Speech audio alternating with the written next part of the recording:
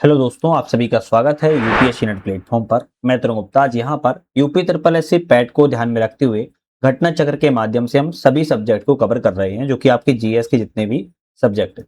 अभी तक हमने भारत का इतिहास कंप्लीट कर लिया है, भारत के राष्ट्रीय आंदोलन कंप्लीट कर लिया है, भारत का भूगोल और हमने विश्व के भूगोल के बारे में बात जो है कर चुके हैं।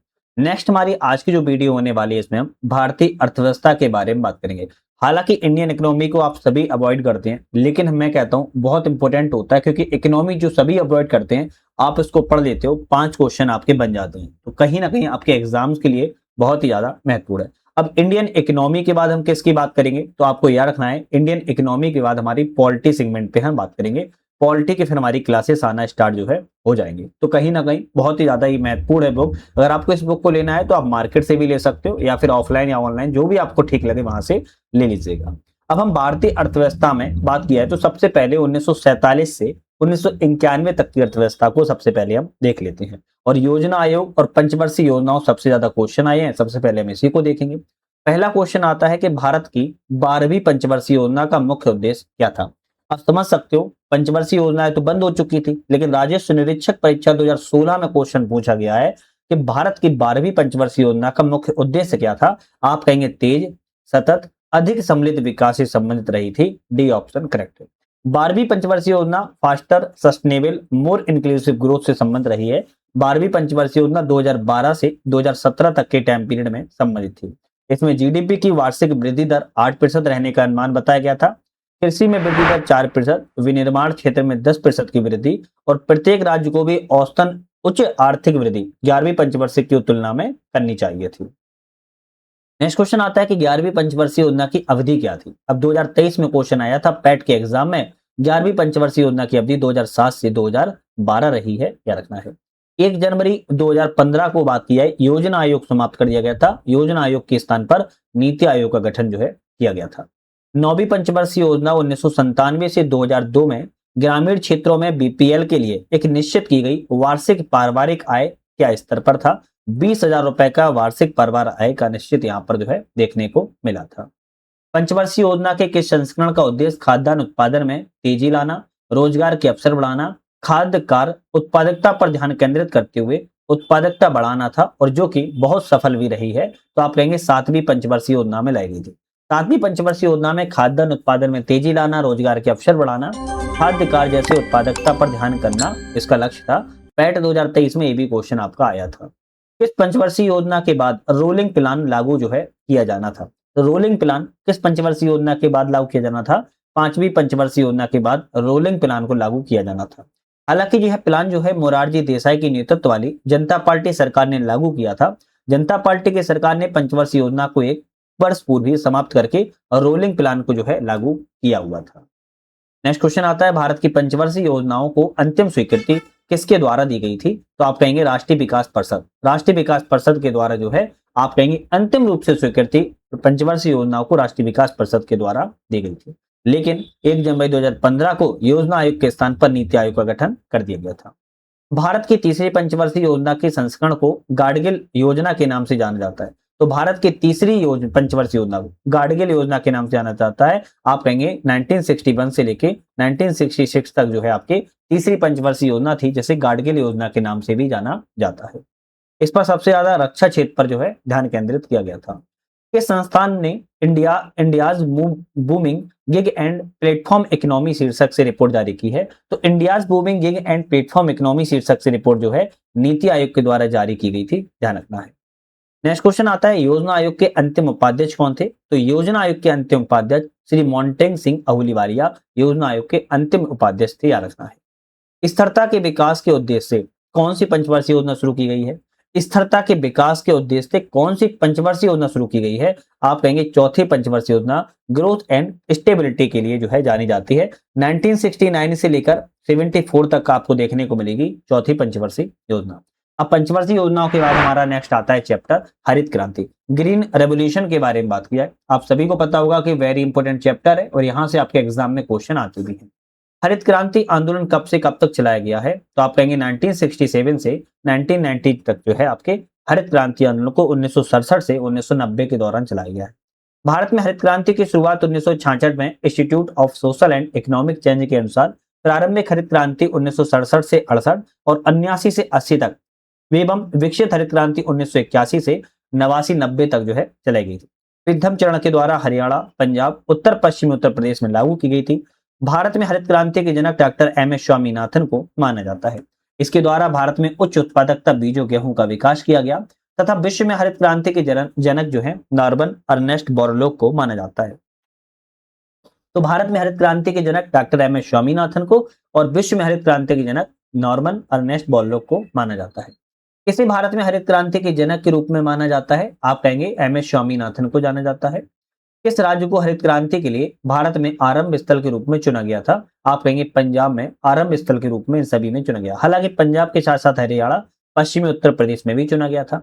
कौन सा हरित क्रांति की रणनीति का हिस्सा था? तो हरित क्रांति की रणनीति का हिस्सा कौन था? रासायनिक उर्वरक, पीड़कनाशी था, सिंचाई थे, उच्च उत्पादकता वाली किस्मों के बीच से। तो आप कहेंगे डी ऑप्शन रहेगा। सभी ऑप्शन आपके यहाँ पर करेक्ट है। नेक्स्ट क्वेश्चन आता है कि दुग्ध एवं विकास एवं ऑपरेशन फ्लड के बारे में।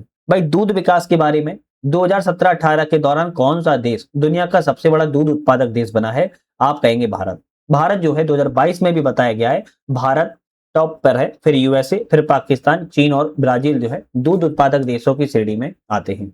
भारत में श्वेत क्रांति के जनक के रूप में कौन माने जाते हैं? श्वेत क्रांति की बात किया भारत में डॉक्टर वर्गीज कुरियन को जाना जाता है। श्वेत क्रांति कैसे संबंधित है? तो आप कहेंगे दूध के उत्पादन से यह संबंधित है। भारत की दूध क्रांति के चरण फर्स्ट में 1970 से 80 को विश्व खाद्य कार्यक्रम के माध्यम से किसके द्वारा उपहार में दिए गए स्किम्ड दूध पाउडर और मक्खन तेल बटर ऑयल की बिक्री से वित्त पोषित जो है किया गया था? तो यूरोपीय संघ के द्वारा किया गया था, तब इसे ईसीसी के नाम से जाना जाता था। नेक्स्ट क्वेश्चन आता है कि अपने पहले चरण के दौरान ऑपरेशन फ्लड ने भारत के 18 प्रमुख दुग्ध शेडों को भारत के 4 प्रमुख महानगरीय शहरों में उपभोक्ताओं के साथ जोड़ा था। कौन सा शहर ऑपरेशन का हिस्सा नहीं था? तो कोलकाता, मुंबई और चेन्नई इसका हिस्सा था, जबकि बेंगलुरु इसका हिस्सा जो है नहीं था। याद रखना है, दिल्ली, मुंबई, कोलकाता और चेन्नई इसमें उपभोक्ताओं के साथ जोड़ा गया था। अब हम बात की जाए बैंकों के राष्ट्रीयकरण और सुधार से संबंधित। बिटकॉइन क्या है? आप सभी को पता होगा, बिटकॉइन को शॉर्टकट में बीटीसी के नाम से जानते हैं। बिटकॉइन क्या है? आप कहेंगे डिजिटल मुद्रा का एक रूप है जो इसे बिटकॉइन हम कहते हैं। हालांकि बिटकॉइन एक विकेंद्रीकृत डिजिटल मुद्रा है। यह किसी केंद्रीय बैंक के द्वारा संचालित नहीं होती है। एक ऐसी मुद्रा है जिसे ना तो देखा जा सकता है, ना ही स्पर्श किया जा सकता है। पूरी तरीके से आभासी मुद्रा है, डिजिटल मुद्रा के रूप में जानी जाती है। अवमूल्यन का क्या अर्थ है? अन्य देशों की मुद्रा की तुलना में घरेलू मुद्रा का जो मान है वह कम हो जाता है, उसे अवमूल्यन कहते हैं। याद रखना। भारत में, अच्छा इसको स्टार इसको छोड़ देते हैं। चलिए, किसके बढ़ने के फलस्वरूप निजी निवेश में वृद्धि की अधिक संभावना है? ऐसा कौन सा बढ़ता है तो निजी निवेश में वृद्धि की संभावना हो जाती है? नई पूंजी पर अनुमानित प्राप्ति जब अगर होने लगती है तो आप कहेंगे निवेश में वृद्धि होने की संभावना बढ़ जाती है। पूंजी खाते में परिवर्तना के संदर्भ में बताना है कौन सा ऑप्शन करेक्ट है? भारत से विश्व के विभिन्न देशों में होने वाली पूंजी प्रवाह के संबंध में समस्त सीमाओं के उन्मूलन को संदर्भित करता है, करेक्ट है। भारत में आय स्तर पर निष्पक्ष आवंटन करता है, ये भी करेक्ट है। भारत में अंतर्राष्ट्रीय पूंजी के कुशल विनियोग तथा वितरण में सहयोग प्रदान करता है, करेक्ट है। आपका डी ऑप्शन रहेगा। 1, 2, 3 तीनों ऑप्शन करेक्ट है।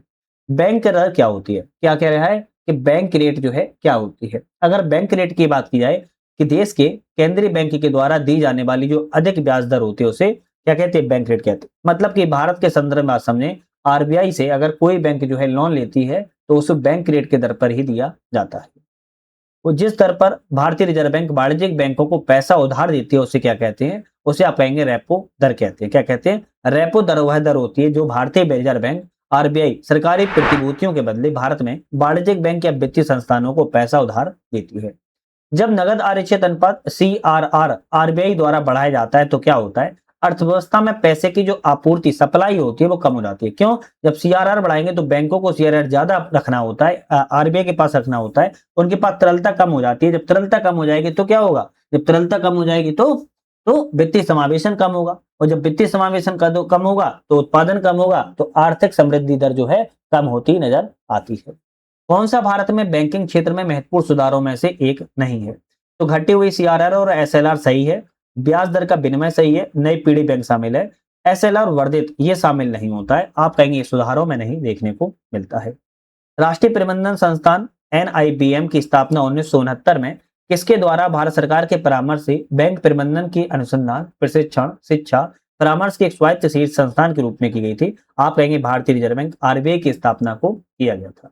कौन सी संस्था भारत में मौद्रिक नीति बनाती है? तो आप कहेंगे आरबीआई। कौन है? आरबीआई भारत में मौद्रिक नीति जो है बनाती है। कौन सी एक द्रव्यता अनुपात है? द्रव्यता अनुपात कैसे कहते हैं? चालू अनुपात को द्रव्यता अनुपात के रूप में जाना जाता है, जैसे शाब्दिक तरलता अनुपात, एसएलआर इसका एक अच्छा उदाहरण है।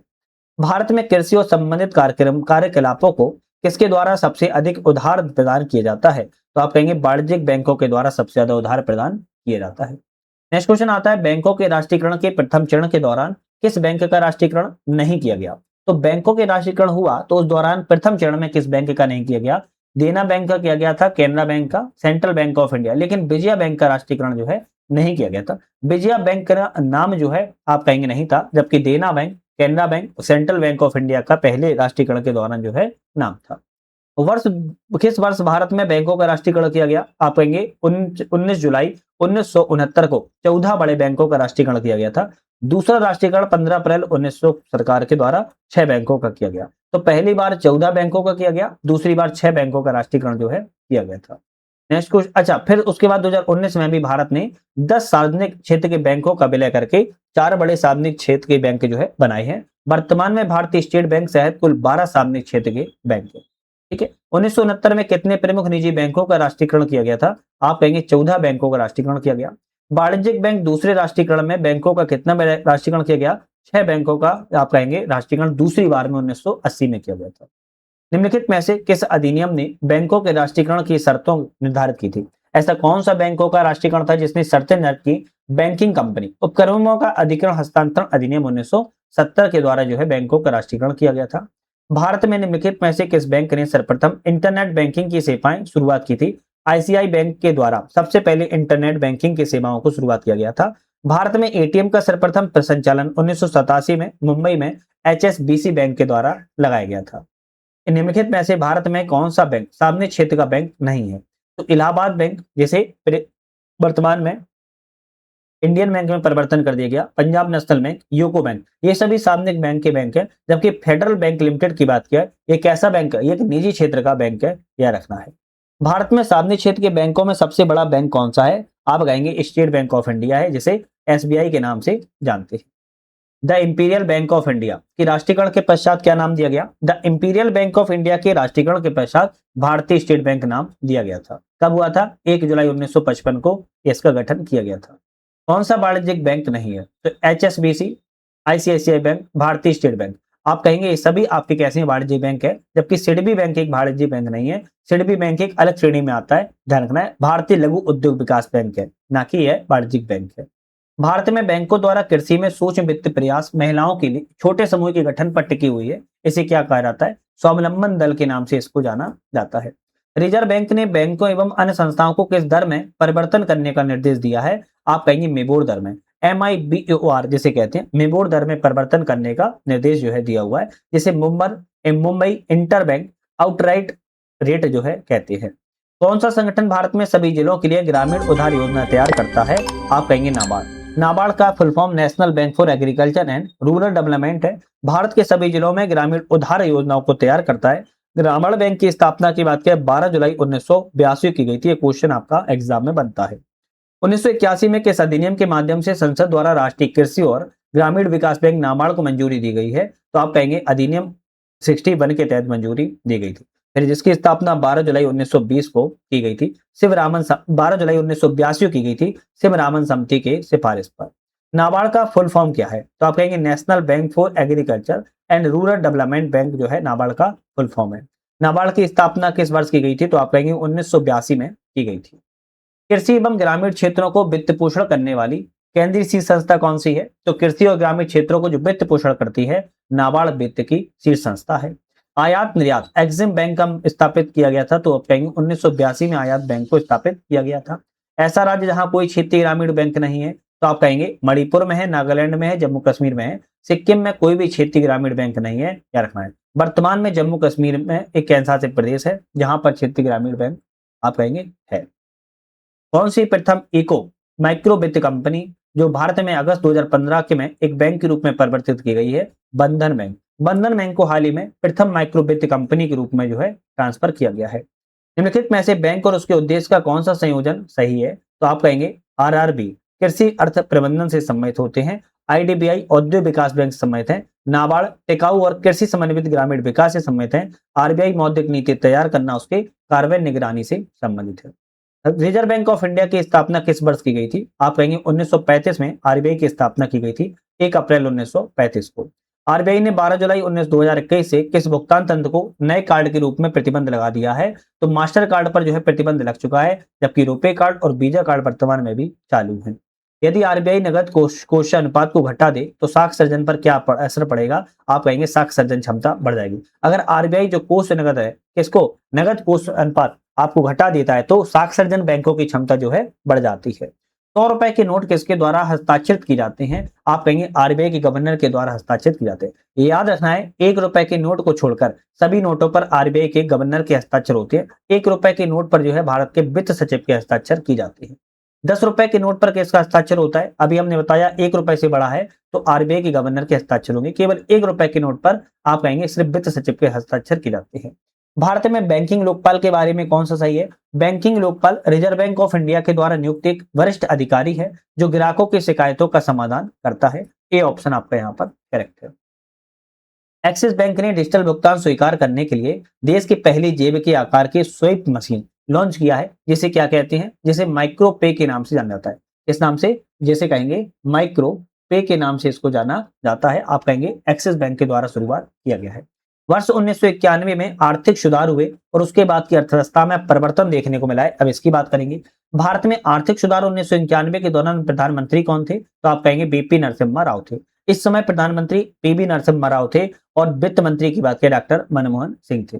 1991 में की गई नई आर्थिक उदारी परिचय के साथ भारतीय अर्थव्यवस्था ने सभी की मौजूदा आर्थिक समस्याओं को संबोधित किया है। तो औद्योगिकरण को यहाँ पर जो है संबोधित किया था, जबकि वैश्वीकरण, उदारीकरण, निजीकरण इसे कहा गया था एलपी, जिसे नाम जाना जाता है। 1991 के आर्थिक सुधारों के बाद उद्योग विशेष रूप से सार्वजनिक क्षेत्र के लिए आरक्षित थे। कौन से थे? परमाणु ऊर्जा उत्पादन विभाग जो है सार्वजनिक क्षेत्र के लिए आरक्षित बना दिए गए थे। 1991 में नई आर्थिक नीति के तहत उदारीकरण, निजीकरण की पहल प्राथमिक परिणाम क्या था? तो वैश्वीकरण जो है प्राथमिक परिणाम देखने को मिला था।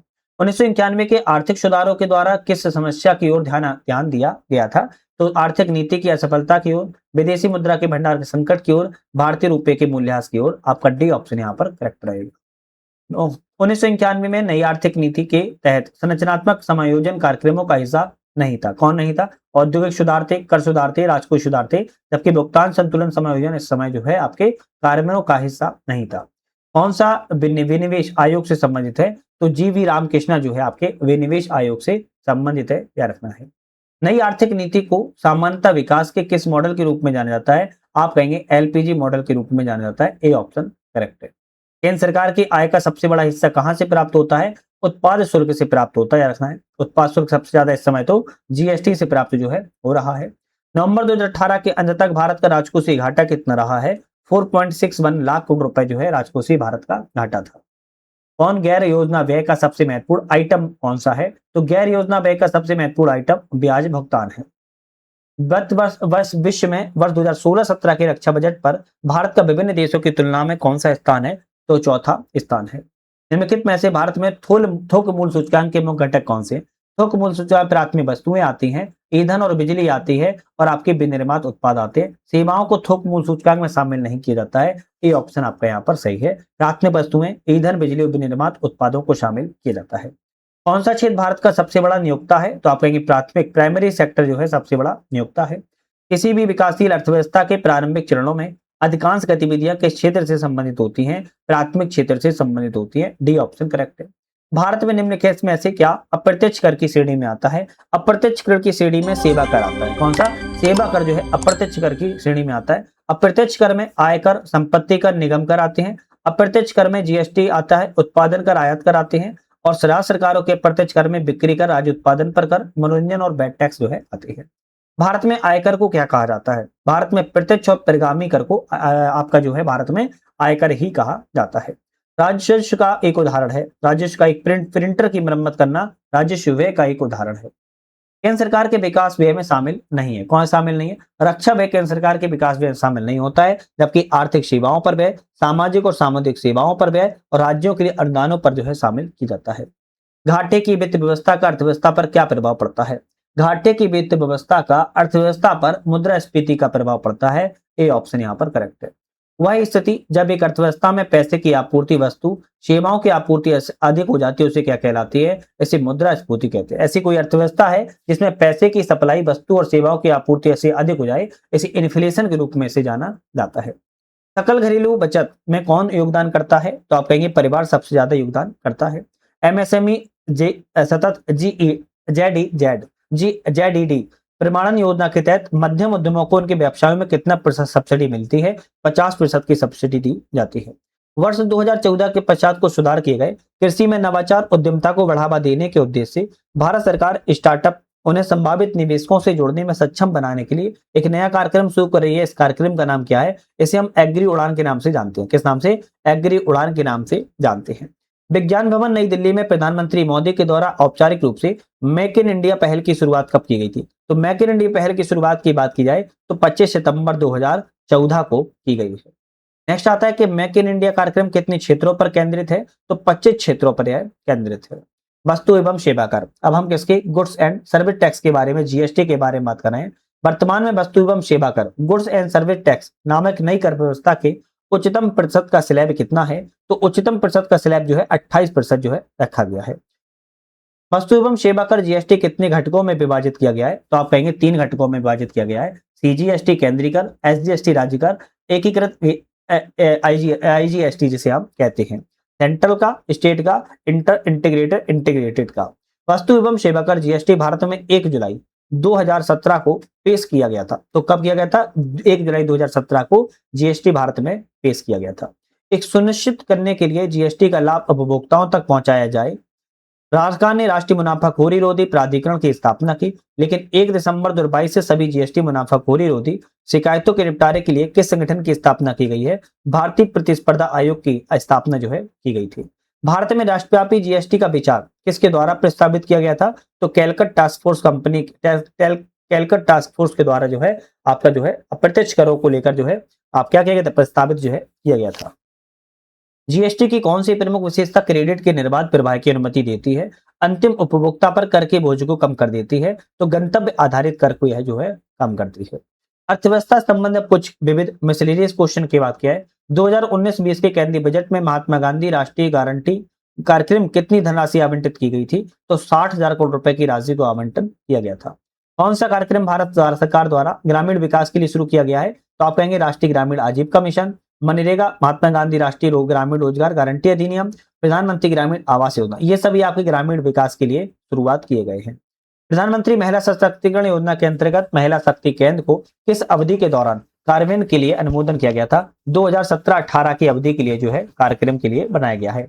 एकीकृत कम लागत स्वच्छता योजना के लिए केंद्र सरकार कितने प्रतिशत सब्सिडी प्रदान कर रही है? 75% की जो है सब्सिडी केंद्र सरकार के द्वारा दी जा रही है। इस प्रकार की अर्थव्यवस्था में संसाधनों पर निजी अधिकार होते हैं, आर्थिक गतिविधियां मुख्य लाभ अर्जित करना होता है। तो आप कहेंगे पूंजीवादी अर्थव्यवस्था में मुख्य तौर पर जो अधिकार होते हैं वो निजी तौर पर हाथों में बने होते हैं।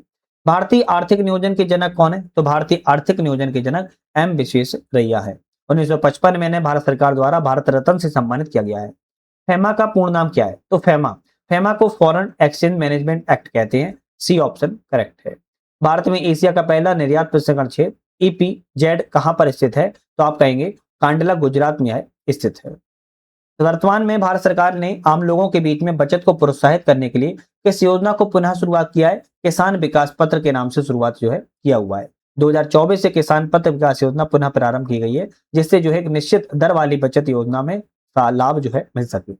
2015 में प्रधानमंत्री द्वारा गैर कॉर्पोरेट गैर कृषि लघु सूक्ष्म उद्योगों को 10 लाख से ऋण प्रदान करने के लिए कौन सी योजना शुरू की गई है? प्रधानमंत्री मुद्रा योजना की शुरुआत की गई है। इस कार्यक्रम के तहत प्रत्येक संसद सदस्य 2019 तक 3 गांवों में भौतिक संस्थागत बुनियादी ढांचे का विकास करने के लिए जिम्मेदारी लेगा। तो आप कहेंगे सांसद आदर्श ग्राम योजना के तहत जो है जिम्मेदारी ले रहा है। नेक्स्ट क्वेश्चन आता है सतत विकास मिशन कार्यक्रम का उद्देश्य मील का पत्थर हासिल करने के लिए शहरों को निधि देना। कार्यक्रम किसके अलावा सभी सब विकल्प है? तो आप कहेंगे 100 स्मार्ट मिशन शामिल है, अमृत शामिल है और हेरडे राष्ट्रीय विरासत शहरी मिशन शामिल है, जबकि बात की जाए तो अंतरिक्ष साहसिक राष्ट्रीय मिशन जो है शामिल यहाँ पर जो है नहीं है। ठीक है। दी गई जानकारी मिशन के तहत केंद्र बजट 2018 में वित्त मंत्री अरुण जेटली ने जनजातीय समुदाय के बच्चों को शिक्षित करने के लिए कौन सी योजना शुरू की थी? एकलव्य मॉडल आवासीय स्कूल की योजना को शुरुआत किया था। कायाकल्प और शहरी परिवर्तन के अटल मिशन किस मंत्रालय के अधीन है? आवास और शहरी मंत्रालय के अधीन है। नेक्स्ट क्वेश्चन आता है, स्टार्टअप इंडिया योजना उन संस्थाओं पर लागू होती है जिनको पिछले वर्ष का वार्षिक कारोबार से अधिक नहीं होता है। तो आप कहेंगे 25 करोड़ से अधिक का कारोबार नहीं होता है, वो स्टार्टअप इंडिया में शामिल की जाते हैं। कृषि विपणन को आधारभूत संरचना कब से प्रभावी हुआ है? आप कहेंगे अप्रैल 2014 से प्रभावी हुआ है, 1 अप्रैल 2014 से। 2022 तक किसान की आय दोगुनी करने के लिए किस समिति का गठन किया गया था? तो अशोक दलवई समिति का गठन जो है किया गया था। सरकार द्वारा ई रकम नामक एक नया प्लेटफॉर्म किस उद्देश्य से शुरू किया गया है? तो सरकार द्वारा जो आपका एक गठन जो प्लेटफॉर्म है, आप कहेंगे केंद्रीय कृषि मंत्रालय ने 1 अगस्त 2017 को जो है किसानों को कृषि उत्पाद बेचने के लिए एक मंच प्रदान करने के लिए ई रकम पोर्टल का शुभारंभ जो है किया हुआ था। मृदा स्वास्थ्य कार्ड भारत में किसानों को उनके खेत में मिट्टी मानदंडों की जानकारी मिलेगी। आप कहेंगे 12 मानदंडों की जानकारी जो है दी जाएगी। किसानों को लाभ पहुंचाने के लिए प्रधानमंत्री बीमा योजना शुरू की गई है। आप कहेंगे प्रधानमंत्री फसल बीमा योजना की शुरुआत जो है की गई थी। भारत सरकार का लक्ष्य है कि 2018-19 में प्रधानमंत्री फसल बीमा योजना के तहत सकल फसल क्षेत्र का कितना प्रतिशत संरक्षित करना था? आप कहेंगे 50% संरक्षित करना लक्ष्य रखा गया था। प्रधानमंत्री कृषि सिंचाई योजना में भारत सरकार द्वारा कितनी राशि का निवेश किया गया है? 50,000 करोड़ रुपए राशि का निवेश किया गया था। किसान क्रेडिट कार्ड योजना किस वर्ष लागू की गई? आप कहेंगे 1998-99 में किसान क्रेडिट कार्ड योजना को शुरुआत किया गया है। सामान्यतः किसान क्रेडिट कार्ड निम्नलिखित में से किसके द्वारा निर्गत जो है नहीं होता है? नाबार्ड के द्वारा निर्गत नहीं होता है, जबकि व्यापारिक बैंकों द्वारा, सहकारी बैंकों द्वारा, क्षेत्रीय ग्रामीण बैंकों द्वारा जो है निर्गत किया जाता है। कृषि एवं किसान कल्याण मंत्रालय और किसने 2 सरकारी कार्यक्रम PMFBY और किसान क्रेडिट कार्ड योजना को तकनीकी सहायता के लिए समझौते पर हस्ताक्षर किए हैं? तो UNDP ने हस्ताक्षर जो है किए हुए। तो आज हमने यहाँ पर इकोनॉमी के सभी क्वेश्चनों को जो है लगा लिया है, जो कि बहुत ही ज्यादा महत्वपूर्ण थे। अब जो हमारी नेक्स्ट वीडियो आएगी, जैसे कि हमने आपको बताया है, हमारा हिस्ट्री हो गया कंप्लीट, ज्योग्राफी कंप्लीट हो गया है और इकोनॉमी कंप्लीट हो चुका है। अब जो हमारी नेक्स्ट वीडियो है, हम पॉलिटी पे सेगमेंट पर बात करेंगे, जो कि बहुत ही ज्यादा महत्वपूर्ण है। अब देखो पॉलिटी क्या है कि पॉलिटी आपको बहुत अच्छे से कवर करना होगा, क्योंकि पॉलिटी से छोटी सी चूक और गलत क्वेश्चन कर देती है और आप फंस जाते हो, तो इसीलिए पॉलिटी जरूर कवर करेंगे। पॉलिटी के फिर हमारे बाद जो है साइंस के क्वेश्चन आएंगे, और साइंस आप सभी का फेवरेट ही होता है, और साइंस आप लोग जरूर लगाइएगा, ध्यान से देखिएगा। चैनल पे नए हो सब्सक्राइब, लाइक, शेयर करके बेल आइकन प्रेस कर लेना है, जिससे कि नई वीडियो आए आपको उसका नोटिफिकेशन वगैरह मिल सके। आज के लिए धन्यवाद।